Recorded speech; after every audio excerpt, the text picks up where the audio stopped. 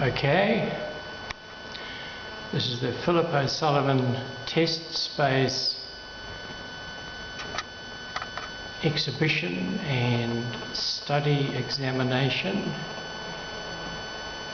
on Wednesday morning, March the 23rd, I think. And this is the exhibition.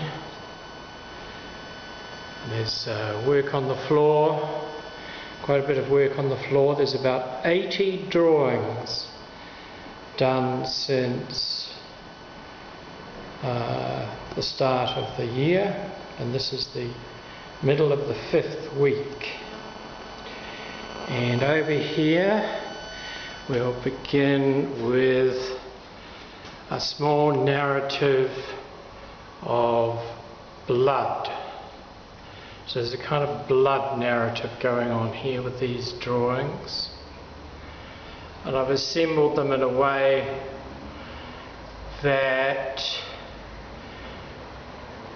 I've shifted the paper underneath to bring some of the figures closer together so as to examine how they might work as paintings and tell a little story.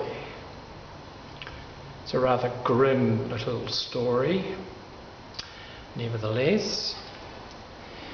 And coming over here, there are 2 sets of drawings, and one set also tells a narrative going up the page of discourse, a masculist view of discourse, and it gets, as it were, angrier and angrier at the top of what also could be a potential painting. So these other ones here, which go together a little well, the top drawing could be down the bottom and the bottom one could be up the top, but either way they also tell a narrative. This narrative is more like the mental space above and the cultural context below. And then moving along the wall we have another shot of a little triptych. These are more symbolic. They appear to tell a little narrative, a little story as well, but really it's all about the scrolls and various figures, and there's words. This is the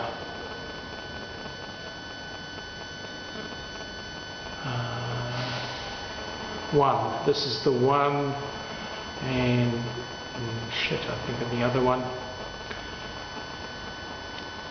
And then moving along and around the windows, we have a little story with sexuality, the woman in the shadow and the father looking after the child. And then we have another one here. The sequence is not quite right,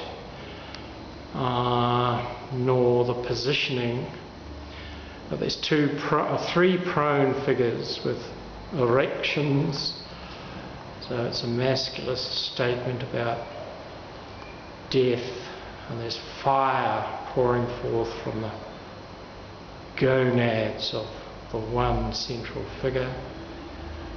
There's a Christless cross at the end and an endless mystical vista, landscape vista, arising from the decomposing body of the dead male figure. Then moving along past that one, because I want to come back to it, to this series here, which also goes up the wall somewhat. And just note, this is possibly inspired by Miro's Farmyard. But note at the top, the interior space. You might think the interior space should be at the bottom or in the middle. But it's kind of a bucolic utopia, a rural utopian vision. And there's a triangle shape composing the space in the top. And this relates to the next one somewhat, in that flattened triangles of a similar dimension are utilised in this work, which I think I will paint. This is the best work in my estimation for a possible small painting, but it doesn't rule out others.